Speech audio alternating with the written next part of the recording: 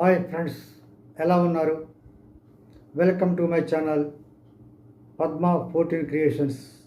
Cut చేస్తే నేను మీ లక్ష్మీప్రసాద్. ఎవరి కోసం ఈ పాకులాట? నా కోసం నేను కూడా బ్రతకాలి.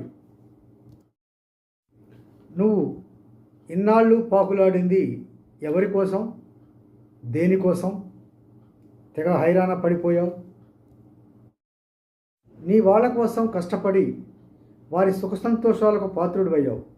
నువ్వు కట్టించిన భవనంలో నివసించే వారు సైతం నీ ఉనికిని మర్చిపోయారంటే నీ తపనకు, నీ తాపత్రయానికి ఏమైనా అర్థం ఉందా?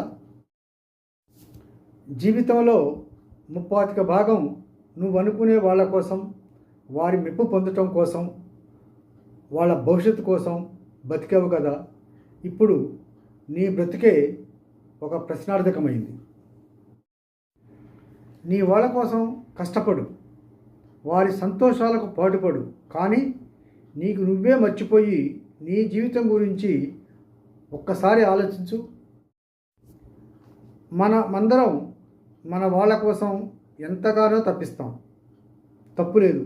కానీ నేనేంటి, నా పరిస్థితి ఏంటి అని ఆలోచించు. వాళ్లకు కనీసం నీ గురించి ఆలోచించే తీరిక ఉందా? ఈ యాంత్రిక ప్రపంచంలో ఇవన్నీ కొద్ది తేడాతో అందరికీ వర్తిస్తాయి.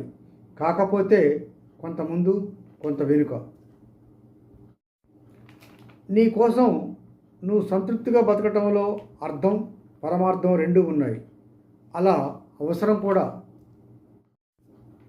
ప్రస్తుత వయసులో నిజంగా మనం బ్రతకాల్సింది మన తృప్తి కోసం, మన ఆనందం కోసం. నీ గురించి నువ్వు మర్చిపోయి ఆరోగ్యాన్ని పాడు చేసుకొని మన ఉనికినే మర్చిపోయే స్థితికి రాకండి.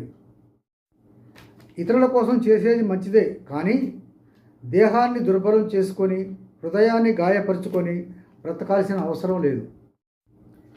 చివరకు మిగిలేది మనకు మనం ఇచ్చుకున్న సంతోషం. అదే జీవిత పరమార్థం. నేను కూడా నా కోసం బ్రతకాలి అనే ఆలోచన అందరిలో కలగాలి. ఈ వీడియో నచ్చితే లైక్ చేయండి, షేర్ చేయండి, సబ్స్క్రైబ్ కూడా చేయండి. మీ సూచనలు, సలహాలు కామెంట్ బాక్స్లో మాకు తెలియజేయండి. సర్వే జన సుఖినో భవంతు. అందరూ బాగుండాలి, అందులో మనం ఉండాలి.